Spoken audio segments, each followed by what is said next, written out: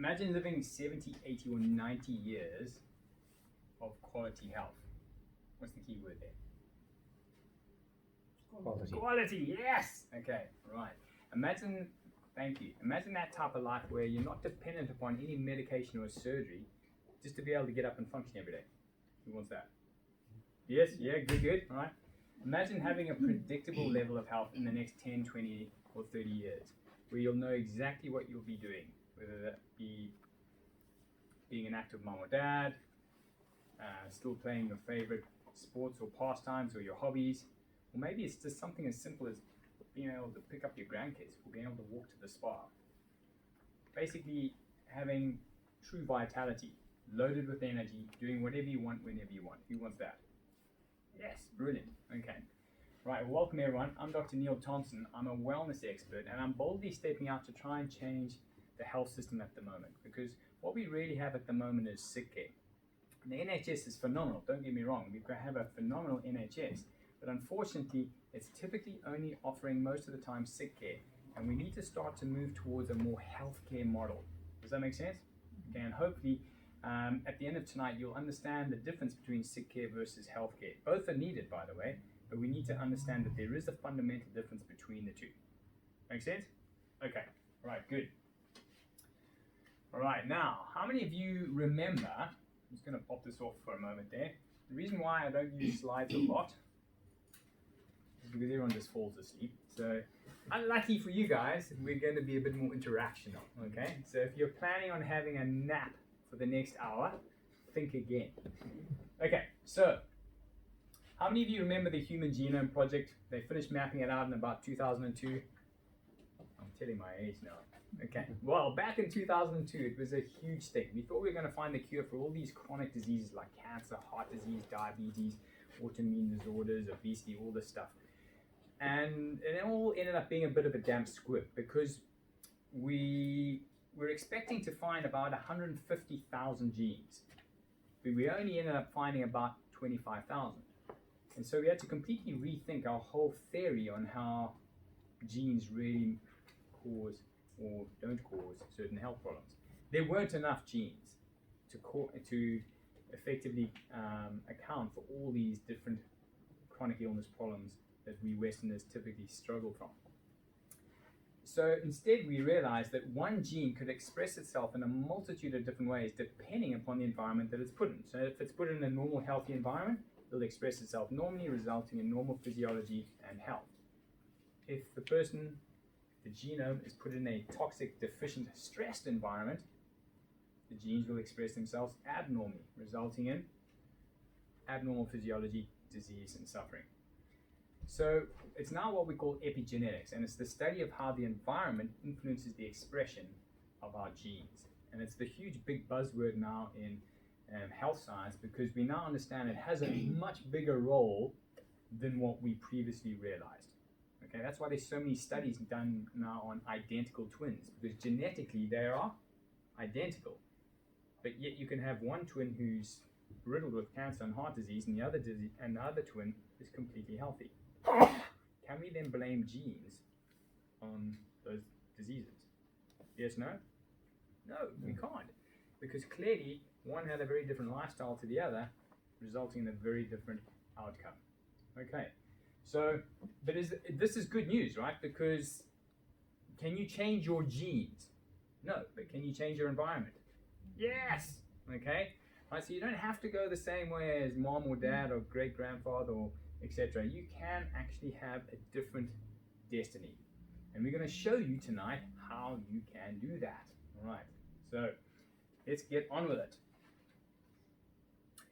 According to Yale University, 25% of our health is, I'm actually going to put these stats up here. So 25% of your health is genetic, 75% is lifestyle choice. So we've known this for a little while now.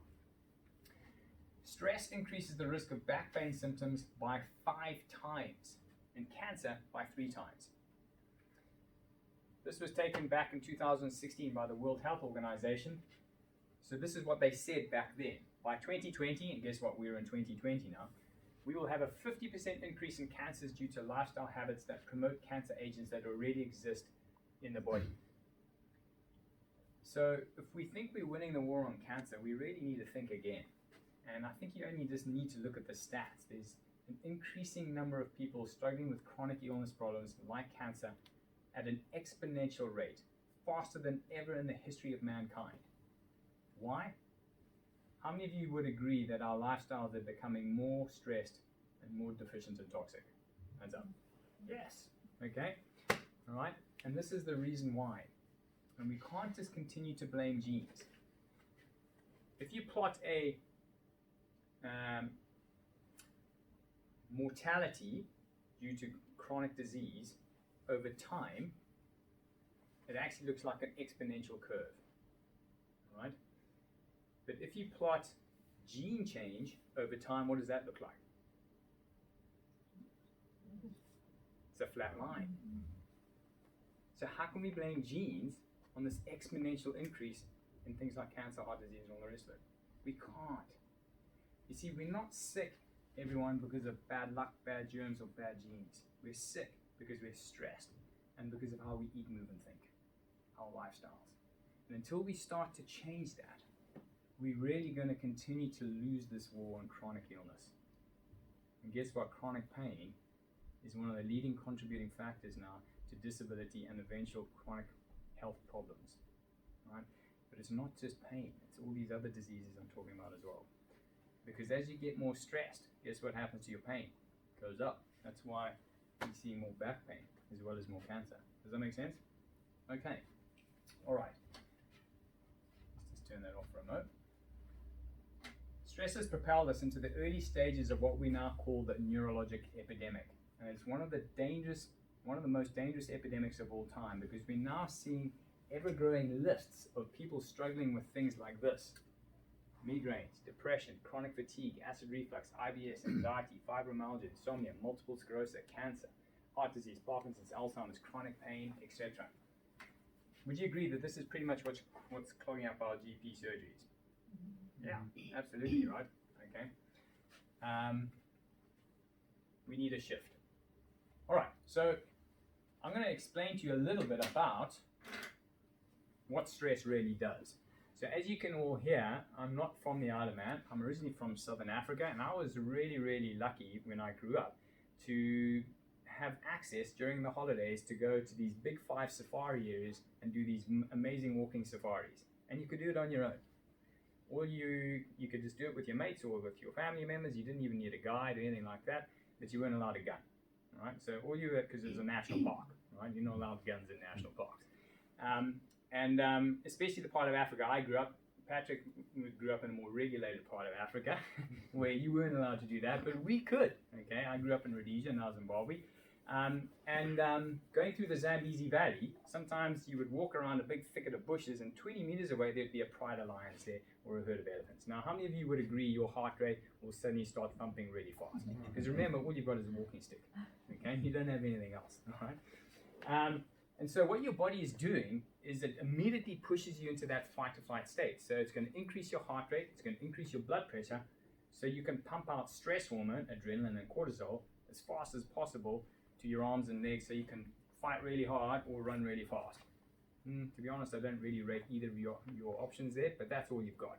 But at least as long as you run faster than your mate, you're right. Okay. So that's what your body's preparing you to do in that fight or flight state. Now the problem with this fight-flight state is it's very energy consuming. So your body has to now down-regulate other systems that normally chew up a lot of energy, but which is not going to help you in that survival scenario. So for example, digestion. I think we can agree that digestion is really not that helpful when you're about to be more alive. Would you agree?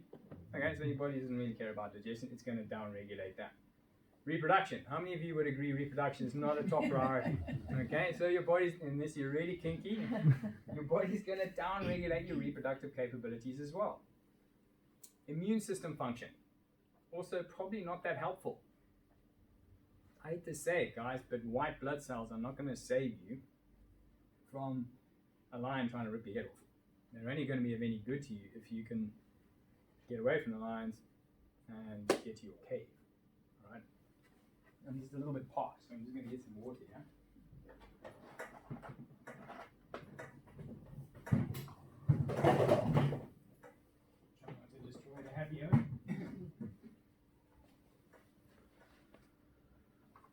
Okay, so white blood cells not helpful either. Now, what am I getting at with all this? The problem we have here in the Western world is, yes, sure, we're not coming across lions. But the problem is your body responds exactly the same way physiologically as it would to a lion, as it would to work stress, a fight with your spouse or your partner. You know, that email that you get from your boss at 7 o'clock in the morning saying, have you prepared for the proposal at 9 o'clock? And you saying, well, I wasn't told about that, and now you've got 2 hours to put something together. Or that brown envelope that you get in the post, which tells you you actually owe 10,000 more in tax than you're expecting, or traffic, or whatever it is. That phone call that you get from your daughter at 3 o'clock in the morning from the nightclub. Your body responds physiologically the same way. The problem is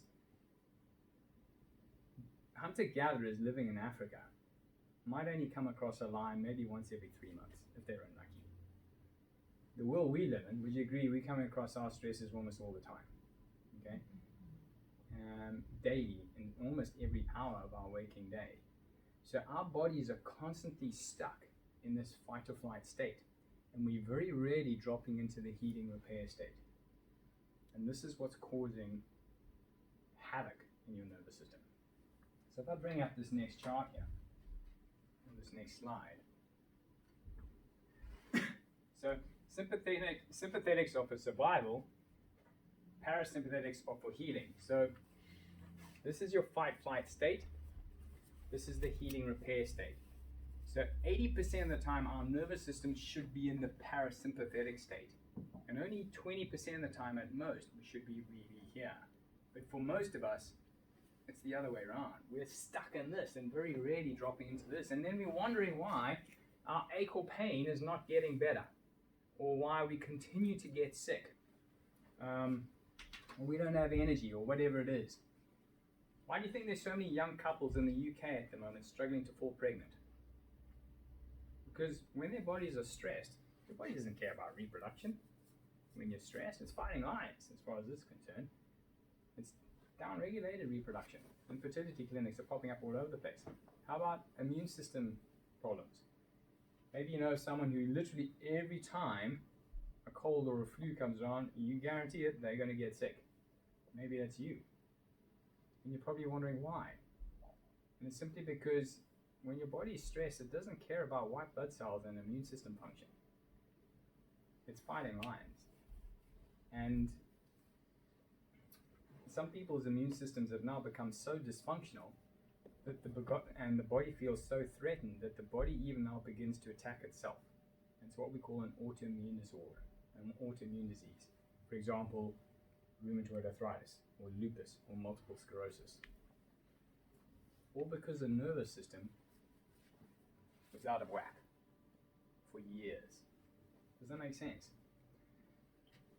Or how about digestion? Virtually every Tom, Dick, and Sally now is struggling with some sort of bowel problem, IBS, some digestive issue. And this is why. Because our bodies don't care about digestion. It's not a priority when we're stressed.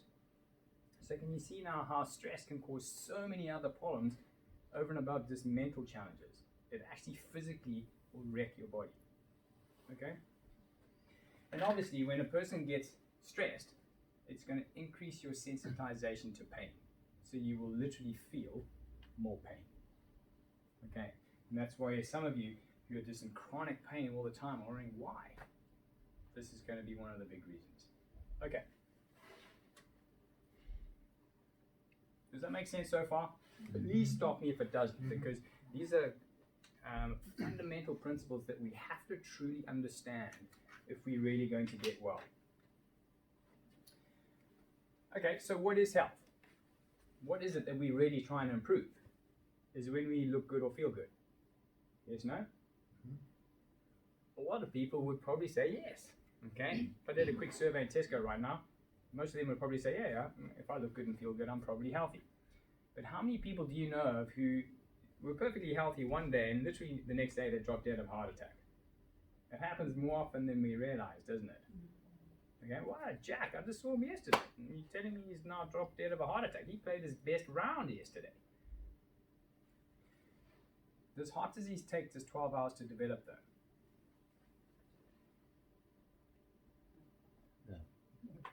No. It takes decades. But can you feel your arteries slowly clogging up with atherosclerosis? You can't. In fact, the first symptom of your arteries clogging up is when it's now 99% clogged and you get the first myocardial infarction. That is your first symptom. How about cancer? Maybe some of you know a family member or just a friend who just went in for a routine scan. They felt perfectly fine. They looked perfectly fine. And they were diagnosed with stage 4 cancer. And within a year or two, they're dead. It happens more often than we realize, doesn't it? Mm-hmm. So judging our health and how we look or feel, good idea or bad idea? Bad. But that's kind of what we taught and conditioned to do, isn't it? And this is the problem we have now.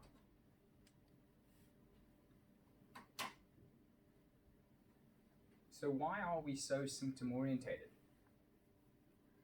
How many of you, I mean, you know all the Panadol ad, right? The headache medicine, okay? Because one of the big reasons is because of the media, okay? And what it's teaching us. But also the current health system that we're in is very reactive, it's not proactive. And I'll get to that in a sec. But let's just start with things like, you know, Panadol, the headache medicine. Are you getting a headache because of a lack of Panadol? So why is your answer to your headache is take some Panadol? Because it gets rid of the pain, right? But what do you think that's teaching us at a subconscious level? Well, as long as I get rid of the pain or the symptom, I'm dealing with the problem. But are you really dealing with the problem? No. All we do is we're just suppressing or masking symptoms. So why might we be getting a headache in this instance? Just shout out a few reasons why you might be getting a headache. Dehydration. Maybe you're dehydrated. Anything else? Maybe you're stressed. Okay, let's just take stress because it's a nice easy one. So this is my workplace here. With a camera, that is the kids section. Right? This is stressful work. Alright? I get a headache. But I'm told, well, just take paracetamol, which gets rid of the headache, which now just enables me to go back to my same working stressful environment feeling more comfortable. Is that moving me towards health or away from health? Away. Because my body very cleverly gave me a headache because it's trying to tell me this is not healthy for me. Either change it or get out of there. But don't just take a chemical pill to suppress the symptom to go back to doing the very thing that created the problem in the first place. Because if we continue to do that, over time, it now might not just be a simple headache that we start to develop. We might now start to develop all these chronic stress-related disorders that I've just mentioned earlier on. When you're now in that same environment, day after day, year after year, decade after decade. And now we're dealing with a much bigger monster. Think of it when, like, if a fire started in the back kitchen and these fire alarms go off, and you know what it's like when these fire alarms go off, they make a racket, right? And it's so tempting to just disconnect the fire alarm, isn't it? Now, how many of you, seriously, if your fire alarms all went off, would you just disconnect the battery? Hands up. Okay, assuming there was a real fire in the back, how many of you would just disconnect the fire alarm? We wouldn't, right? Okay, because if we just left the fire in the back, what do you think is going to happen? The house is going to burn down, okay? And in this analogy, your body is the house, okay? So if we continue to ignore these symptoms and just take the pill, which is exactly the same as disconnecting the fire alarm, our bodies are going to burn down, basically, all right? And this is why we shouldn't be so surprised when people are getting older and they're already on 3, 4, 5, 6 different prescriptive medications, and their quality of health is the worst they could ever imagine. Because that's really what it's about. It's not so how old you live, but it's the quality of your life. Would you agree? Mm-hmm. Okay. All right. What do you think the leading causes of death in the UK are at the moment? Quick guess. Number 1? Heart disease. Well done. Number 2? Cancer. Correct. Number 3? I'll buy you a car if you get this. I'm that convinced. Diabetes? Nope. No. Got one more go. All right. Believe it or not, it's the side effects of drugs and surgery. Now, don't get me wrong. I'm not saying that drugs and surgery are bad, always bad. But can you agree, or can we agree that they're risky? Okay, there's risk involved, right? But sometimes I get it. Sometimes they need it, but it's risky, right? So it should really always kind of be like a last resort. Would you agree? Okay. Okay, so I think it's probably important that at this stage I just be clear here. I'm not trying to bash medicine. Medicine is phenomenal, and I mean phenomenal when it comes to accident and emergency. And many of you have friends or family members whose lives have been saved by timely medical intervention. But when it comes to chronic illness, unfortunately medicine has a poor track record. And it's simply because we are not chronically ill because of a lack of drugs or a lack of surgery. We're chronically ill because we are stressed, our nervous systems are unbalanced, and because of how we eat, move, and think. Basically, diet, lack of exercise, and our self-talk is destructive and negative. And until such time as we deal with these fundamental 4 pillars of really what's causing health problems, we're not going to ever really win the war. Okay. So let me use this analogy to hopefully explain a little bit. So imagine your body is like your house, and medicine is like the fire brigade. So when your house is burning to the ground, the people you call first are fire brigade, and rightly so. And when you call the fire brigade, they're going to arrive at your house, and they're basically going to bring 2 things: axes and hoses, the equivalent of drugs and surgery. And they're going to use the axes to smash down the doors, smash open all the windows, and then they're going to get the hose pipes and pull the hose pipes into the house and spray the house down. And if you call them quick enough and they get there quick enough, they may just save the life of your house. And we should be eternally grateful for that. But what does your house look like the next day? It's a complete mess, but at least it's still standing. But it's a complete mess. Now, here's the key thing. Are you going to call the fire brigade the next day to get your house back into working order? Why not? It's not their job, is it? That's not their job. They're going to stand there looking a little bit silly with just an axe and a hose, and that's all they've got to try and rebuild the house, right?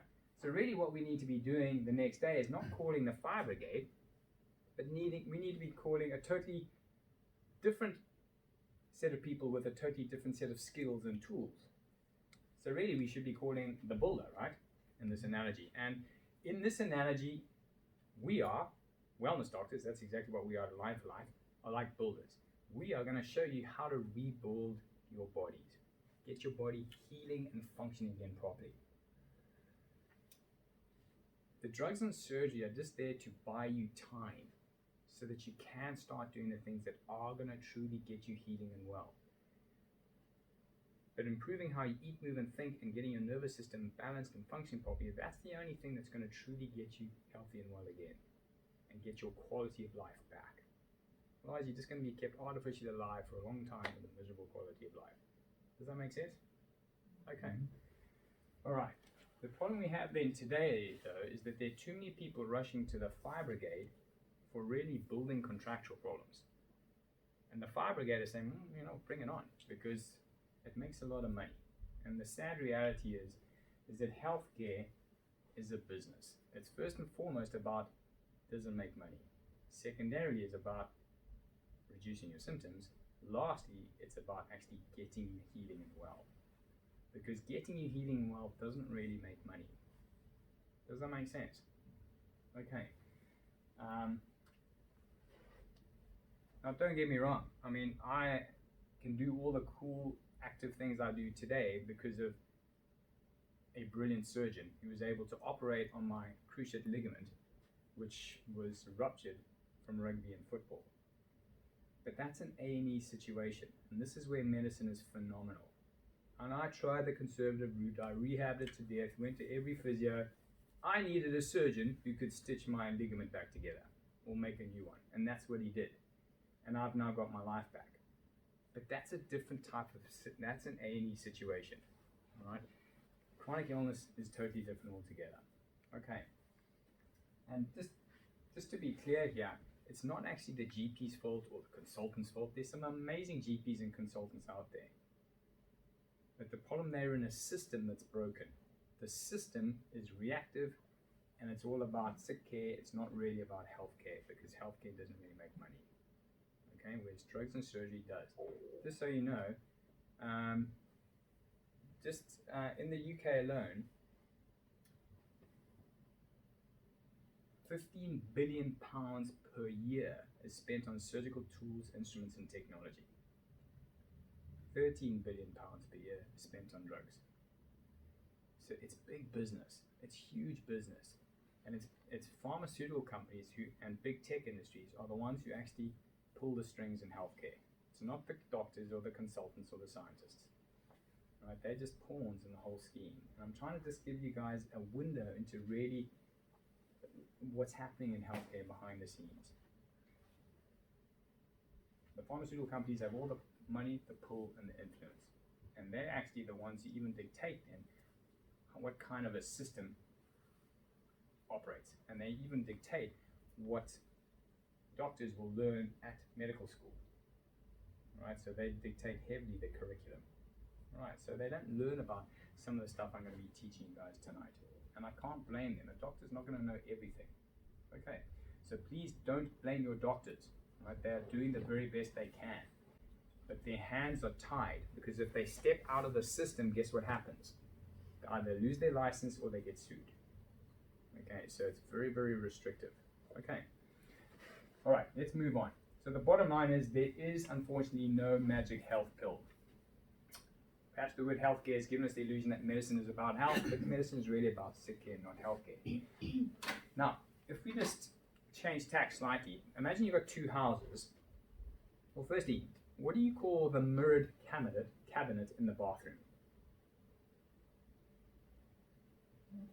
Medicine cabinet, right? Okay, see how conditioned we are. Right? So you've got two households, household A and household B. Household A, the medicine cabinet, or kitchen cupboard, wherever you guys store it, okay, is full of medication. Household B, there's just maybe a few cleaning products. Which household do you think is healthier, A or B? B. B, right? They don't need all these drugs. Geez, there's quite a long pause there. I was getting a bit worried. You guys need to stand up and walk around a little bit. Okay, B, right? So, how many people here want to take more medication? Great. Okay, I'm glad we all think the same. And here's the thing. Your GP is great at crisis care and medication, but who is your drug-free healthcare provider? And this is the reality. In the UK, hardly anyone has one. And this is where we come in. And we're going to show you how to truly get healthy without simply just relying on drugs to suppress your symptoms. Who wants that? Everyone, I hope. Come on, go on. Yes, okay, right. Now, if I can predict that you're going to live into your 90s, how many of you here would like to live to 94 years old or older? Quick hands up. There's no right or wrong with this one, so don't be afraid. Okay, it's normally about half the room. What do you think are the most common reasons why a lot of people don't want to live to 94 years old or older? Just shout them out. Think of some specific health problems. Yep, okay, but what? What kind of chronic illness problems are many of them struggling with? Arthritis. So many of them have got arthritis, maybe they're bedridden or in a wheelchair. Okay, so they just have very little mobility. Anything else? In fact, some of them are so immobile that they literally have to have a nurse help them go to the toilet and bath them and wash them and do everything. So they probably don't have a lot of dignity left either. What else do you think about when you think of a 94-year-old? Maybe they've got Alzheimer's, excuse me. So many of them can't even recognize their own family members, let alone have a decent conversation with a friend.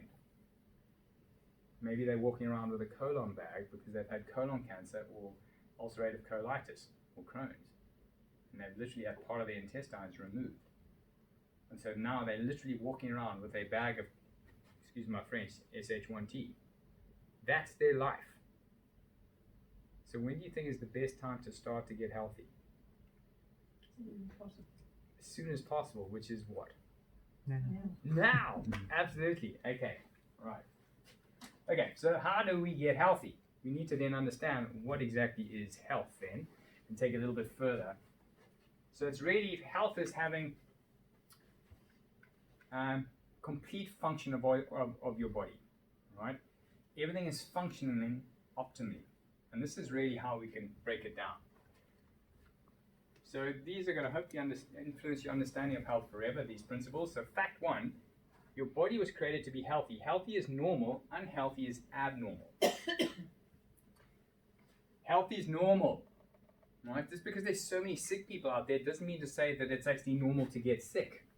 It's just that we have a new normal now because there's so many unhealthy people. We think it's odd when a person never gets sick. My daughter, for example, she's 9 years old. She's never been to the GP ever. She's never even had to have Calpol ever. She's never had an antibiotic ever. She's never had any drug or intervention. She doesn't even know what a hospital looks like until she had to go visit somebody there. She has the best class attendance at school because she's healthy. So it's not like we just let her suffer. Like, she hasn't needed all that medication or any medical intervention. And it's simply because she's healthy. She eats well, moves well, thinks well, and her nervous system is well adjusted and balanced and functioning well. Does that make sense? Mm-hmm. Okay. That is your default. That is your factory setting, so to speak. If you give the body what it needs and you remove what it doesn't need, it knows how to be healthy because that's how it's programmed. It's when we put it in a toxic, deficient, stressed environment, that's when it has to kind of adapt as best it can. It's at the end of the day. It's having to make do, and the end result is not so hot. Fact two, the body has an intelligence that enables it to grow, self-heal, and self-regulate. This is referred to as innate intelligence or life energy. So if you cut yourself, isn't it amazing how your finger just automatically heals itself? You don't have to say heal finger, it just does it. How many of you went to how to heal a finger school when you were 1 year old? Because we were born with that innate ability.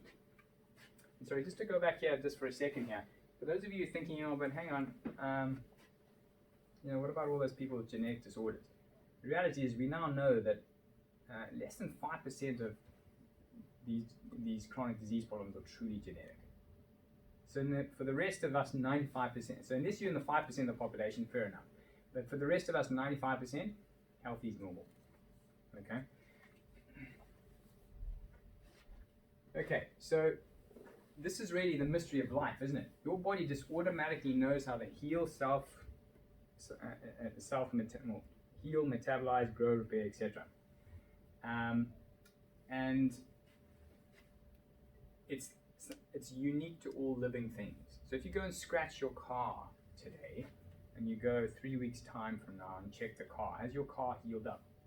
No. The difference between your car and your finger, well, your body's living, the car is not living. So every living thing has this. And this life energy in your body is in the form of electricity. And this electrical energy is conducted through the nervous system. Of the 9 systems of the body, the nervous system is supreme. It regulates and controls all other systems, all of them. It controls the cardiovascular, the circulatory, the digestion, the endocrine, etc. That's a quote taken from Grey's Anatomy, not the TV series, by the way. It's the textbook that all of us doctors have to learn in our first 2 years of studying. No matter what type of doctor you are, you're going to learn Grey's Anatomy in your first 2 years. So all of us doctors are in agreement with this.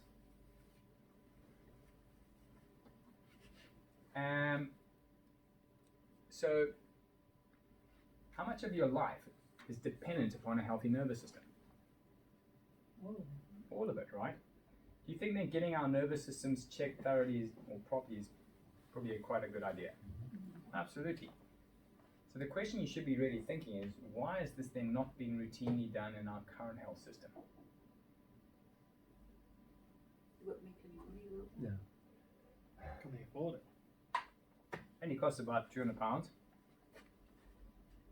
They won't make any money out of it, but it's more than that. It's not because they deliberately. Look, the NHS is government funded, so we can argue they're not trying to make money. but it's obviously the guys who lobby the governments are, so we'll put that aside for a moment there. But the bottom line is basically because neither drugs nor surgery can improve the functionality of our nervous systems. They can numb it or suppress it, but they cannot make our nervous systems work better. So there's no point, Tony, in wanting to check your nervous system if all you have in your toolbox is drugs and surgery. Because neither of them are going to be able to help that if we find that there's a nervous system problem. So they're not even going to bother check for that. But what they are going to rather do is they're going to rather focus on something that their drugs and surgery can potentially positively influence. So what do you think is the most common baseline test that you normally go for when you're first ill? Bog standard test. What's the first thing they normally do? Blood test.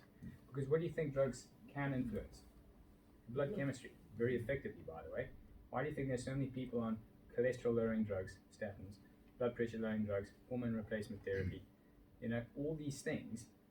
Because these drugs can hugely influence your blood chemistry. But the problem is we're now already on the back foot.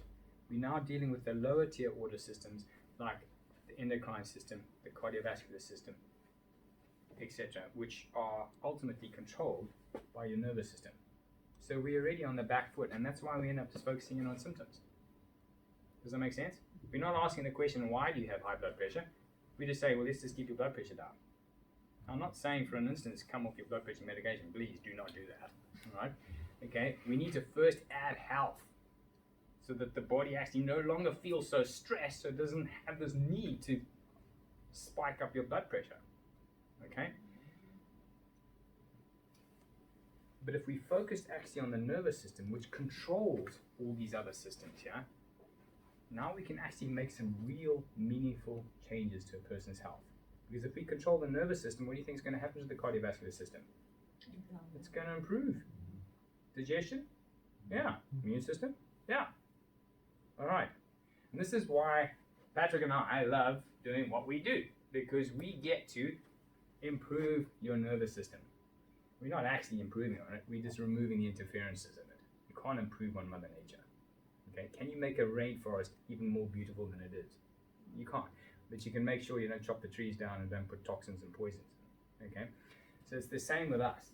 We're removing interferences in the nervous system so that your nervous system can function optimally, so it can now control all these other things more efficiently. Does that make sense? Mm-hmm. Okay. All right. And this is so, we literally get to see miracles happen every day. But the problem is we become so deconditioned to it because you see it so often that we just kind of expect it. But it's always interesting when we speak to people who don't understand what we do, because they just think it's amazing. But if you simply get the nervous system working properly, so often all these other things just start to take care of themselves. Okay.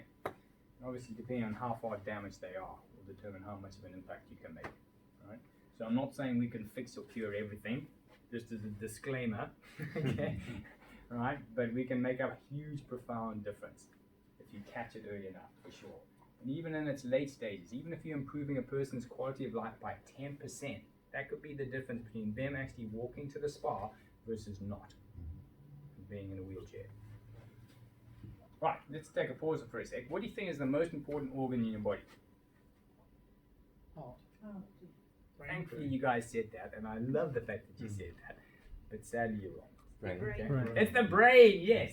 But again, can you see how conditioned we are? Right? We're so cardiovascularly orientated because that's how we've been brainwashed our entire lives. What do you think causes the heart to beat faster when you run up a flight of stairs? Your brain. Your brain is telling you, okay, your heart, you better beat faster now. So your brain is the master controller. How does it get that signal to the heart? Through the nervous system.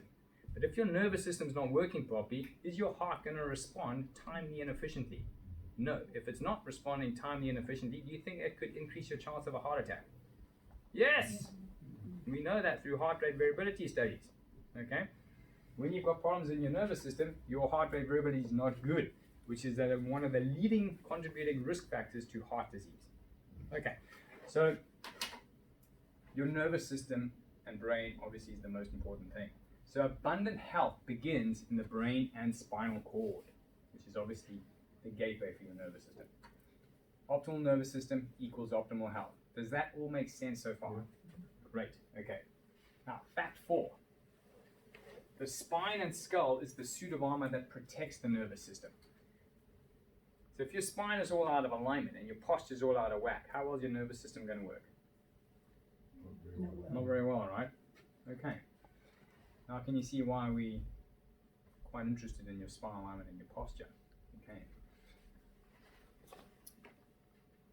Unfortunately though, we can sustain physical stresses, which can now literally jar the spine out of its normal alignment, which can now start to put pressure on the spinal cord and the nervous system and create interferences or problems in how those nerves can fire signals properly.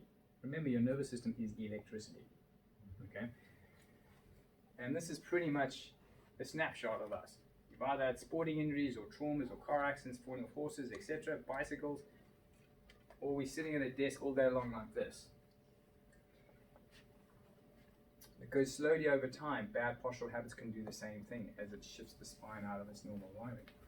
But also, emotional stress and chemical stress all adversely affect our nervous systems by causing interferences in the electrical signaling between the brain and the body. So when you get emotionally stressed, your muscles tense up and they can literally pull your spine out of its normal alignment. Does that make sense? Again, possibly creating some of these problems.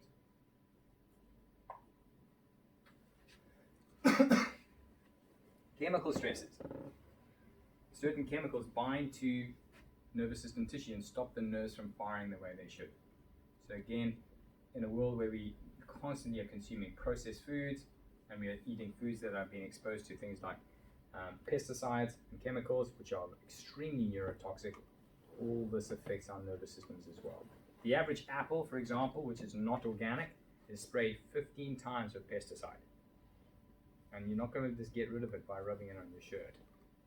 Okay, and this starts to bioaccumulate in your body over time. So how likely is it that people's nervous systems living in a typical Western world are not functioning very efficiently or not as good as they could do? Yeah. How likely is it that they have now a lot of interferences in the nervous system? Very likely. And if they've been involved in a lot of this stuff and have lived a while, they're now going to have a lot of problems. And these interferences in the nervous system are a bit like reception interference on a mobile phone. And functional neurologists now call these interferences in the nervous system subluxations. It comes from the Greek word disconnect. The brain body is not communicating properly anymore. Can we all say that word, please? On 3. 1, 2, 3. Subluxations. Okay. They are bad and they have a devastating effect on your quality of life because of how it wrecks your nervous system. So, let's take some examples here. So have a look at this chart here. Can you even see this chart?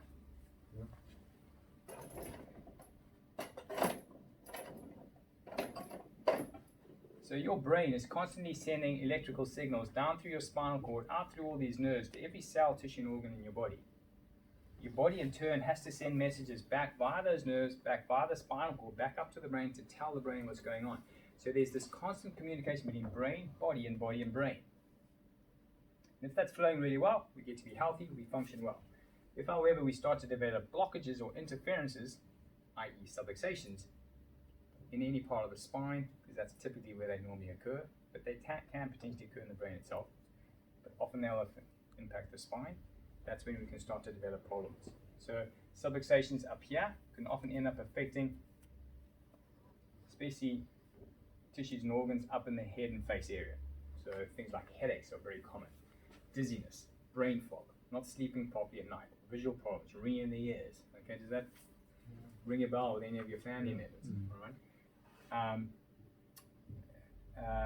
Allergies, common also as well with upper cervical problems. In fact, upper cervical problems tend to cause a lot of big problems because every part of every nerve effectively has to go through here first before it reaches anywhere else in the body. So problems up here can have a huge, huge impact. Even affect your digestion because your vagus nerve comes out the top here as well, affecting large sections of your body. Subluxations in this area here can often affect things like the thyroid, right? Or neck, shoulders, arms, loss loss of grip strength, numbness, tingling, pins and needles on the hands. Up here, subluxations here can affect the heart, the lungs, causing things or contributing to things like palpitations, blood pressure problems, even heart conditions or asthma, difficulty breathing, shortness of breath.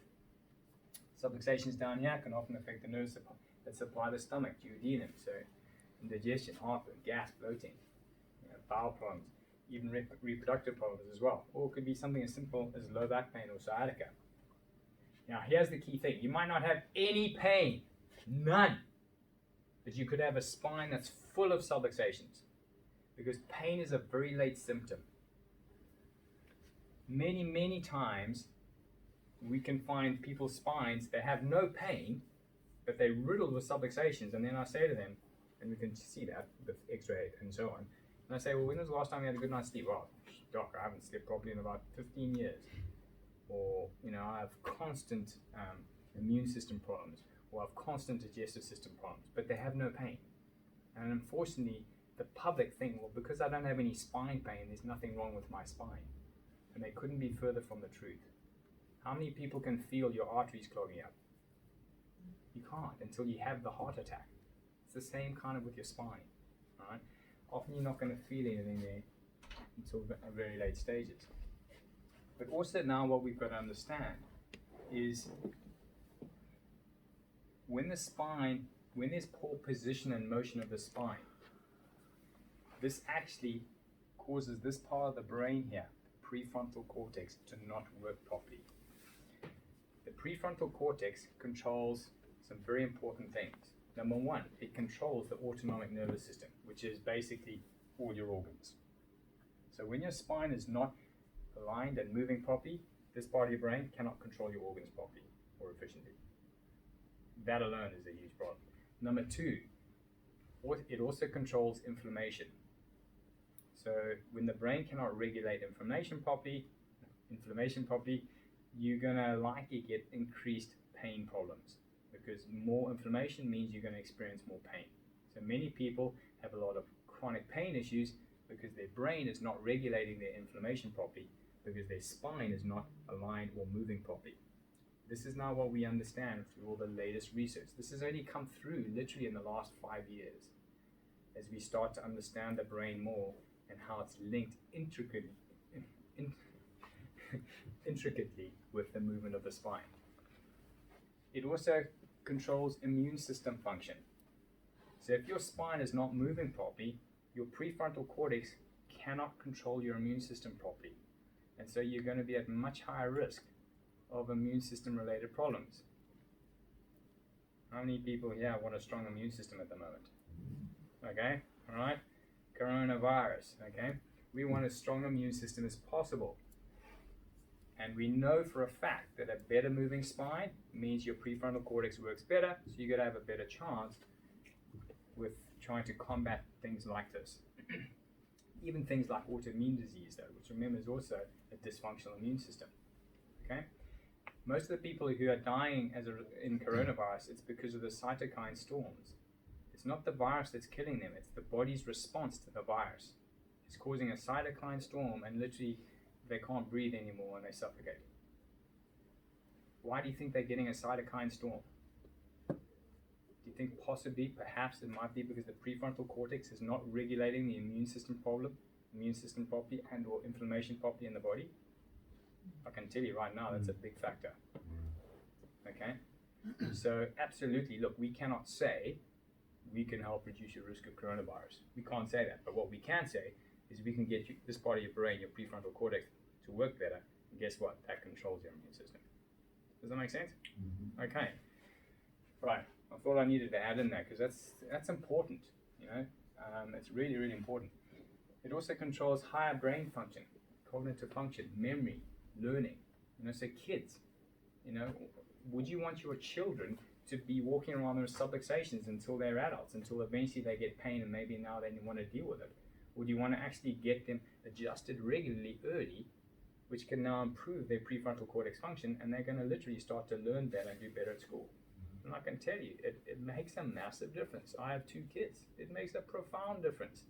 The ability to learn new material quicker and faster is substantially better. Okay, so hopefully that gives you an idea then of why a spine that's well aligned and moving properly is so important to your overall health. These are just a few conditions that can be linked to stress, subluxations, and poor posture. There's a lot here, okay?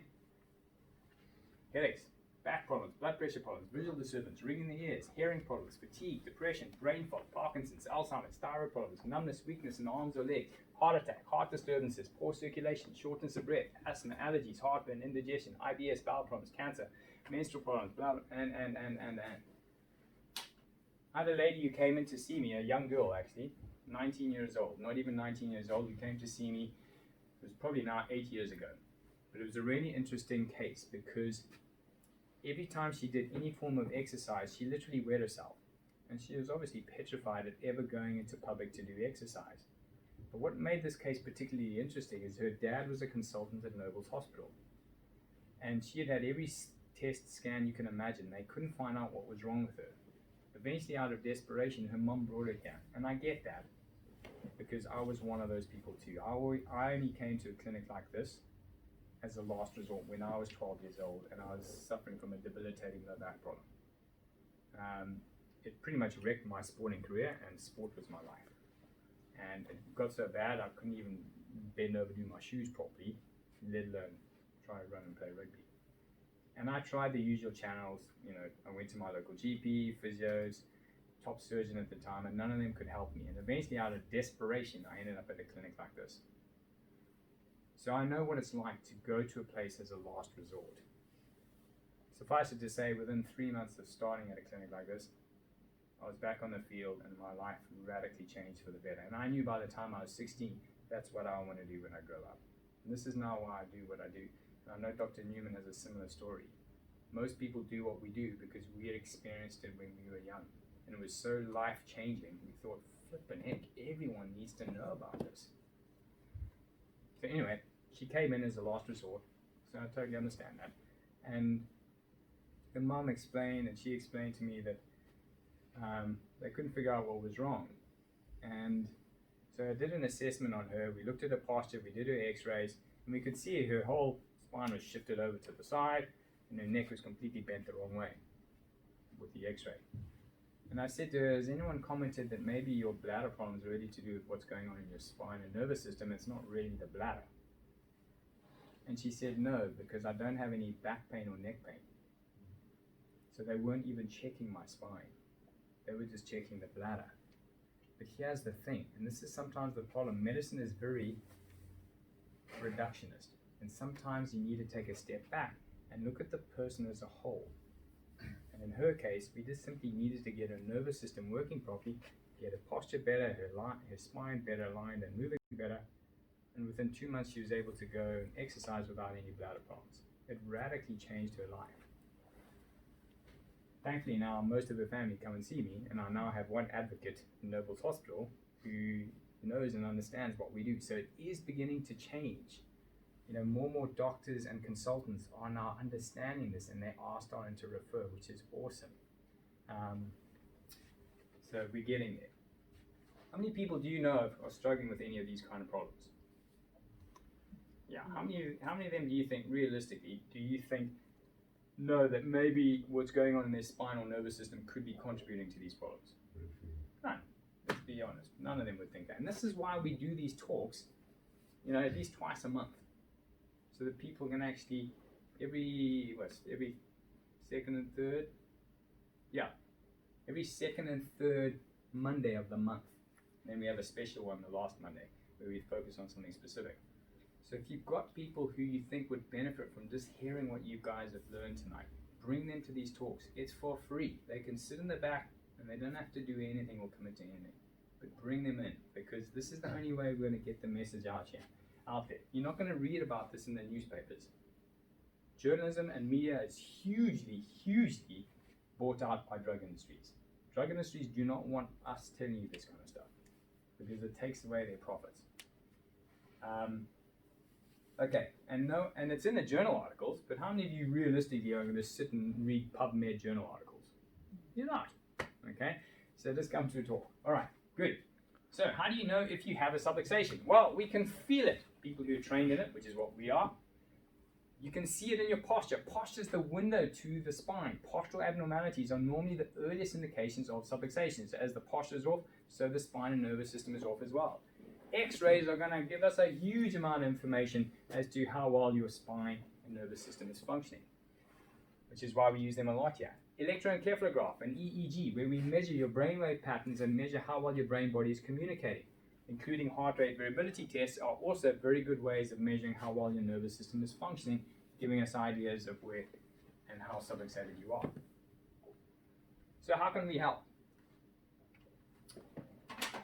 Well, as a profession, as you know, we, Dr. Newman and I, are chiropractors.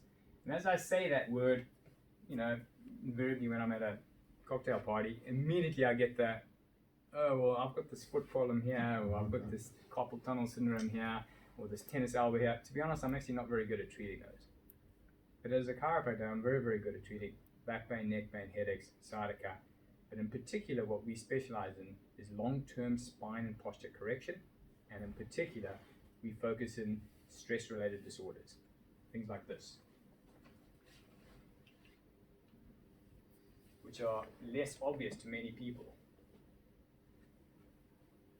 Poor sleep, anxiety, lack of energy, bowel problems, poor immune system, reproductive problems, palpitations, dizziness, memory, concentration problems, and so on. And we see more and more of these kind of problems nowadays, just with the whole world becoming more and more stressed. So how do we help these problems? Basically, we remove subluxations. We don't fix you. We don't heal you. Doctors don't heal, chiropractors don't heal. Your body heals itself. It just needs no interference. All right? And obviously that's what we train 6 years to do. That's why we get given the title doctor, because it takes a long time to work out how to do this. So when a person starts care, there's really 3 phases that we look at trying to take them through to get them back to being the best that they can be. So we want to get you well and then keep you well.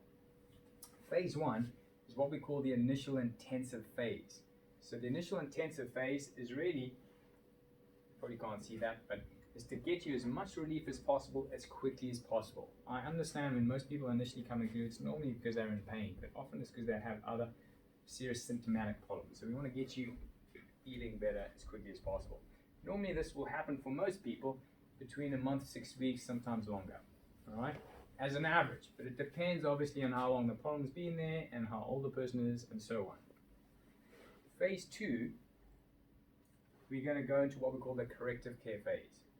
Okay, so this is to establish now long-term spine and nervous system correction and promote better overall health. This can range from anywhere from 3 months to a year. Okay, and obviously we're trying to get the spine into as optimal state as possible, which is going to obviously not only improve the initial sort of ache and pain issues that often people have, but it now means the body, through all those improvements we're making to the prefrontal cortex, is now going to start to perform so much better. And this is what's really exciting. People come in with just a bit of neck pain and then they start telling me, Doc, you're not going to believe it, but I can sleep so well now, and my digestion is the best it's ever been, and you get all these other cool side effects, okay, of chiropractic, and that's what really excites us. And then phase 3, this is wellness care. Now this is not necessarily for everyone. I appreciate some people, depending on how much they're able to put towards their health, it's totally up to you. We never force you into anything, so you can take things as little or as far as you want. But these are for people who want to be the best that you can be, and reduce your risk of future chronic illness. Again, where you basically build it into a lifestyle. All right, like my daughter. Again, like our whole family. Like Patrick and I. We adjust each other all the time. Okay? Every week. Now, I'm not saying you have to do it every week, but I'm just saying it's something that builds into a lifestyle. Okay? Alright, so how to get better results faster? These are the 3 things we need to focus in on. We need to break the bad habits. Alright? The bad habits, i.e. how you eat, move, and think, okay, is ultimately got you into this state. All that stress and all the toxicities and deficiencies, we need to start to break that. We're then going to give you very specific exercises which you need to be religious at doing. okay? And that normally happens between visits 6 and 12, all right? For most people, closer to 12. Once the spine can move better and you can actually do these things. And then we're going to get you obviously adjusted regularly, all right, from day one. Because this is what's going to get the spine moving properly, and it's going to start to take stress out of the nervous system and get that prefrontal cortex starting to work properly. Make sense? Okay, so I'm going to focus then on the stuff that you really need to work on, which I can't control, all right? So at home, think for recovery. So we're going to focus on how you eat, move, and think. So let's start with think for recovery. Choose your attitude. I can tell you right now, Patrick, we can tell the people who are going to do well. The people who are positive and believe that they're going to get well, they get well. The people who are negative and cynical, they struggle. Right? So start to believe that your body has an incredible ability to heal itself. Right? And also choose unconditional love, grace. I can tell you, unforgiveness and resentment is going to be probably one of the biggest hurdles and obstacles to you getting well. So if there are people in your life where there's resentment, unforgiveness, and bitterness, please deal with that, because it literally is going to eat you from inside. Right? We cannot separate mind, body, spirit. Right? This is fact. The World Health Organization will show this. You cannot separate that. And it will have an absolute direct effect on you. So, you know, we've all hurt people. We've messed up. Believe me, ask my wife. I've messed up a lot. Okay, but the good thing is fess up, say I'm sorry, and then forgive other people when they hurt you. Right? Because actually, you're only hurting yourself if you don't. Sleep for recovery. Protect your rhythm. Good circadian rhythms, please. Go to bed same time. Wake up same time. At night, you want to sleep when it's dark, not sleep when it's day. Okay, so if you're on shift work, do your best to change that. Shift work people will definitely take longer to heal, promise you, because your body needs a good circadian rhythm. You do most of your healing when you're sleeping, and you won't have a good quality deep sleep if you're all over the place and you jet setting transatlantic and or you're doing shift work, okay, all the time. Ideally, go to bed at 10, wake up at 6, 8 hours a day, all right? Keep it to a rhythm. Early to bed, early to rise, eat fast, meaning no electronics an hour before you go to bed. All that white and blue light that comes out of phones, screens, TVs, produces white and blue light, which inhibits melatonin production, which helps you sleep, which is why you're not going to sleep well if you're up late on a computer. So rather, just wear some orange glasses called blue blockers. You can get them on Amazon for £15. Right, it blocks out the blue-white light. A lot of the smartphones and things now actually have that night mode. That's for that reason. Or obviously you can just not look at any computer electronic stuff before you go to bed. Don't overcommit. Check your expectations. Eat for recovery. Unlimited vegetables. That's where you should be getting most of your carbohydrates from. Plenty of lean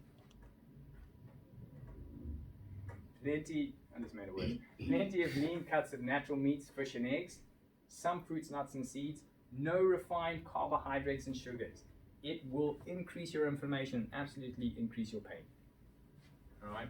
Please, please, please start to cut out the cereals and grains, right? Especially the processed grains. Full of omega-6 fatty acids, which are very inflammatory, it will increase your pain. If you're getting most of your carbohydrates from fruits and vegetables, you'd be amazed then when you then also add omega-3 fatty acids, which is fish oil, which is very anti-inflammatory. You'd be amazed at how less inflamed your body will become and how faster it's going to start to heal. Who here wants to heal faster? Who here is going to be prepared to commit to doing those things? Come on, you can do it, guys. You can do it. All right, I promise it works. I weighed at least 10 kgs heavier 17 years ago. 18, 19 years ago. Right? And I simply just focused in on making these changes, and you'd be amazed what's how you'll drop weight. But a lot less inflamed, a lot less pain. Move for recovery. Just out of interest, you can get the omega-3s from the clinic. Yeah, please make sure it says mercury-free. Do not buy omega-3s that do not say mercury-free. which unfortunately most omega-3s haven't had it removed because it's an expensive process. But you're going to just exchange one problem for another then. Okay. You should be taking 1 teaspoon a day. All right. And if you haven't been taking any, 2 teaspoons a day for the first month, and thereafter 1 teaspoon a day going forwards.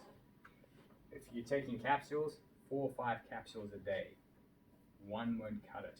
The reason often they don't tell you more is because they're worried about the mercury, because it hasn't had the mercury removed. Okay, so unless you can find a really good source, just get it from here. We buy them in bulk, so I'll be surprised if you can find a cheaper option.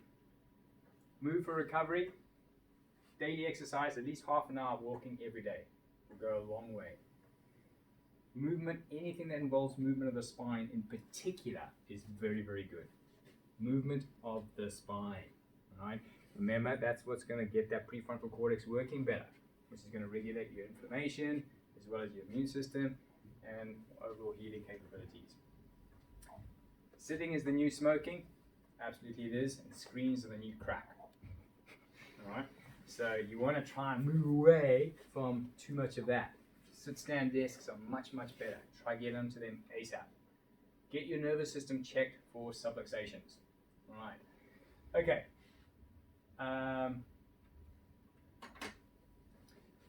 So some vital questions you need to think about for yourself is, what is your most valuable asset? If health was like your pension fund to date, how much have you invested in it? Start investing in it. Right? It's worth it. It's so worth it. You can have all the money in the world. Look at Steve Jobs. I mean, one of the richest guys, and he didn't have his health. We need to start to prioritize our health more. Okay. So what do you want your health to be in the next 10 to 50 years? What do you want your life to feel like? What do you want your activity levels to be like? Okay, many of you earlier on just told me that now's the best time to start to get healthy. Well, now's your chance. Right? Make the stand, make those changes, commit to your adjustments, right? And you'll be amazed at how the healing is going to happen. Right? But we can't do some of that stuff for you. I can tell you right now, the people who just dip their toe in and kind of dabble,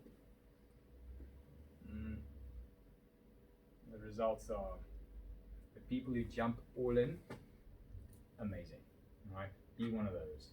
I challenge you, right? Test us on this, because I can be confident, because we're working with biological law. If you give the body what it needs and you remove what it doesn't need, it knows how to be healthy and well.